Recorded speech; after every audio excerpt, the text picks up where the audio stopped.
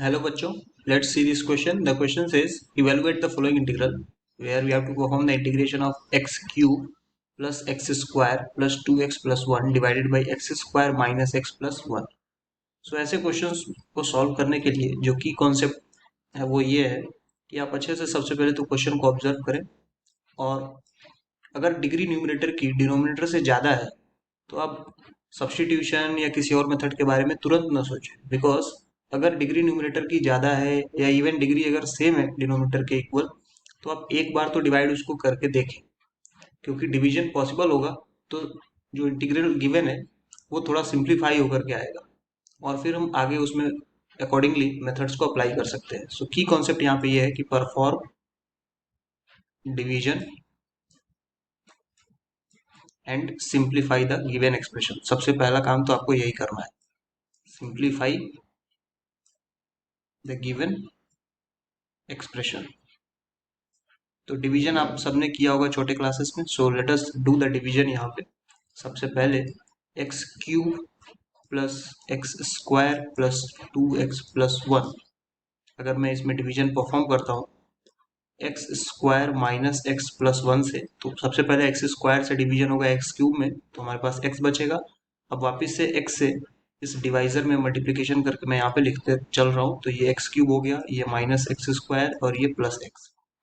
Rule ये है कि हम यहाँ पे माइनस करते हैं, यहाँ प्लस और यहाँ माइनस, तो ये टर्म कैंसिल हो गया और यहाँ हमारे पास आ गया 2x स्क्वायर प्लस एक्स, और ये जो प्लस 1 बचा है उसको भी यहाँ पे मैं कॉपी डाउन करता हूँ. एक और बार डिवीजन होगा तो +2 यहाँ पे बचेगा और फिर मल्टीप्लाई करने पे 2x स्क्वायर माइनस 2x और +2 होगा. और अगर हम साइन चेंज करें तो ये टर्म कैंसिल, ये प्लस ये माइनस, तो ये 3x और यहाँ पे -1 आ जाएगा, बेसिकली 3x-1. अब इस बात को थोड़ा दूसरे तरीके से समझें. अब ये जो डिवीजन मैंने परफॉर्म किया उसको आप छोटे नंबर्स के लिए समझ लें. फॉर एग्जांपल 7 को अगर मैं 2 से डिवाइड करता हूँ तो यहाँ पे 3 टाइम्स जाएगा, रिमाइंडर बचेगा 1, यानी मैं 7 को लिख सकता हूँ divisor into quotient plus remainder 1. Same उसी तरीके से मैं यहाँ पे एक्सप्रेस करने जा रहा हूँ क्यूब वाले टर्म को. So we have x cube plus x square plus 2x plus 1 is equal to divisor into quotient. तो डिवाइजर है x square minus x plus 1, so we have x square minus x plus 1 into x plus 2, और plus हमारा reminder हो जाएगा जो कि क्या है 3x-1. 3x-1.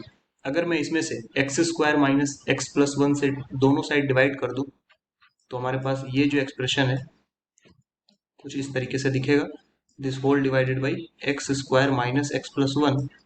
सो यहाँ राइट हैंड साइड में सिर्फ बचेगा एक्स प्लस 2 और plus 3x-1 divided by x square minus x plus 1, ये बचेगा हमारे पास. और अगर आप ऑब्जर्व करें तो जो क्वेश्चन में इंटीग्रेशन परफॉर्म करने के लिए गिवन है वो इसी एक्सप्रेशन का गिवन है, x cube plus x square plus 2x plus 1 divided by x square minus x plus 1 dx. So let us assume कि ये एक्सप्रेशन आई है, और अगर ये इंटीग्रेशन गिवन है तो इस वाले एक्सप्रेशन से हम कह सकते हैं कि हम राइट हैंड साइड का इंटीग्रेशन फाइंड कर सकते हैं, बिकॉज दोनों एक्सप्रेशन सेम है. तो मैं यहाँ पे ऐसे लिख सकता था कि integration x plus 2 dx plus integration 3x-1 dx divided by x square minus x plus 1. So let us say this is our equation number 1. तो इक्वेशन नंबर 1 में जो फर्स्ट पार्ट है इंटीग्रल का वो इजीली सॉल्वेबल है, direct solve किया जा सकता है. केवल ये जो सेकंड पार्ट है इसको सॉल्व करने के लिए हमें मेथड अप्लाई करना पड़ेगा, तो इसको हम लोग पहले सॉल्व करते हैं. तो इसको सॉल्व करने के लिए हम मान लेते हैं कि ये एक्सप्रेशन I1 है, बार बार इसे ना लिखना पड़े इस पर्पस के लिए. तो I1 को सॉल्व करने के लिए हम क्या करेंगे, सबसे पहले न्यूमरेटर को लिखते हैं 3x-1 is equal to a times d by d x of denominator यानी x square minus x plus 1 plus some constant b. तो ये बन गया 3x-1 is equal to a times 2x-1 plus b. अगर हम x के coefficient को compare करें तो लेफ्ट साइड से 3 और राइट साइड से 2a आएगा, जहां से a की वैल्यू आ गई 3/2. और अगर कॉन्स्टेंट्स को कंपेयर करें, कॉन्स्टेंट्स राइट। तो कॉन्स्टेंट्स को कंपेयर करने पे लेफ्ट में -1 और राइट में -a+b। तो यहाँ से b की वैल्यू आ गई a-1, यानी 3/2 -1 यानी 1/2। तो 3x-1 की जगह मैं क्या लिख सकता हूँ, 3x-1 I have taken as a times 2x-1 plus b, a times 2x-1 plus b, और हमारे पास वैल्यू क्या निकल के आई, 3/2 2x-1 और b की वैल्यू 1/2। तो ये वैल्यू अब मैं I1 में सब्सटीट्यूट कर दूंगा, राइट। सो I1 का एक्सप्रेशन है integration 3x-1 dx divided by, denominator क्या था, x² - x + 1। इसमें 3x-1 की जगह ये वैल्यू मैं यहाँ पे पुट करने वाला हूँ। तो ये बन जाएगा 3/2 integration 2x-1 dx divided by x² - x + 1, और प्लस हमारे पास जो दूसरा एक्सप्रेशन होगा वो हो जाएगा 1/2 dx divided by x² - x + 1। तो ये दो पार्ट्स में आ गया। अब यहाँ पे अगर हम ऑब्जर्व करें, सो डिनोमिनेटर वाले टर्म का ही न्यूमरेटर में डिफरेंशिएशन है, और उसके लिए यहाँ पे मैं टॉप में फॉर्मूला लिख रहा हूँ कि इंटीग्रेशन अगर इस टाइप का दिख जाए, f' divided by fx dx, जहाँ पे न्यूमरेटर जो f' है वो डिनोमिनेटर का डेरिवेटिव हो, तो आप आंसर लिख सकते हैं log of denominator directly plus some constant c। तो इस फॉर्मूले के अकॉर्डिंग यहाँ पे हम देख सकते हैं कि ये आंसर तो डायरेक्ट हो गया 3/2 log of mod of x² - x + 1 plus कोई कांस्टेंट नाम दे देते हैं, लेट अस सपोज c1। अब बच गया ये वाला एक्सप्रेशन, सेकंड एक्सप्रेशन। तो इसे सॉल्व करने के लिए मैं लिख सकता हूँ 1/2 dx डिवाइडेड बाई x - 1/2 का होल स्क्वायर। इससे स्टार्टिंग के दो टर्म्स मिल जाएंगे, बट +1 है तो मुझे +3/4 भी करना पड़ेगा, क्योंकि 1/2 का स्क्वायर 1/4 मिलेगा।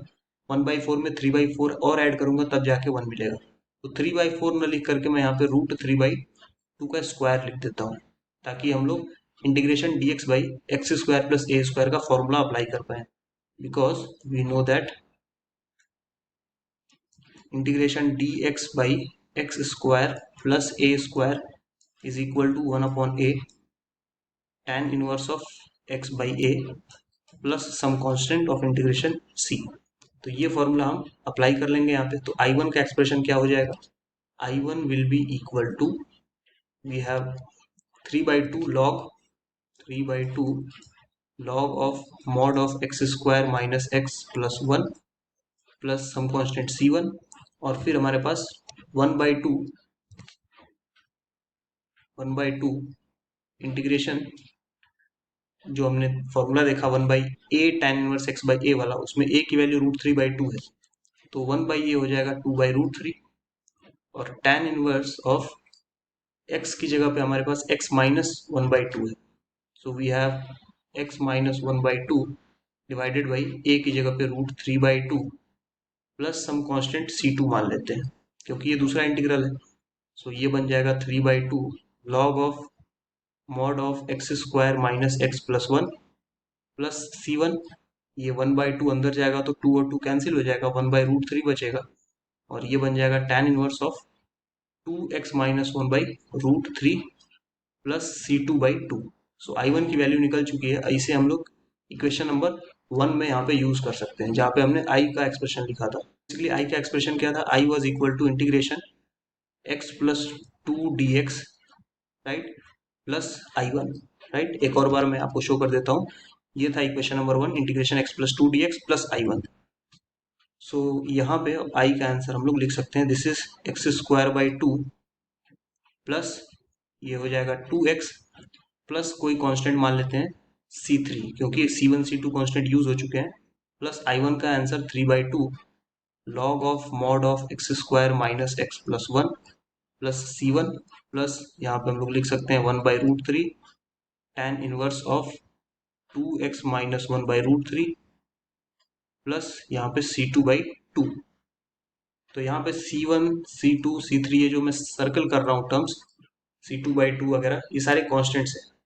तो अलग अलग कॉन्स्टेंट्स को बार बार नहीं लिखते, हम डायरेक्टली एक ही कांस्टेंट यूज कर लेते हैं। तो ये हमारा आंसर कुछ इस तरीके से हो जाएगा, x²/2 + 2x plus 3/2 log of mod of x² - x + 1 और plus 1/√3 tan inverse of 2x minus 1/√3, और सारे ये जो सर्कल वाले कांस्टेंट टर्म है उनकी जगह पे सीधे सीधे c लिख सकता है। तो ये हमारे पास ओवरऑल स्टैंडर्ड फॉर्म में हमने आंसर को लिख लिया, and this is our final answer. I hope you understood this well. Thank you and best of luck.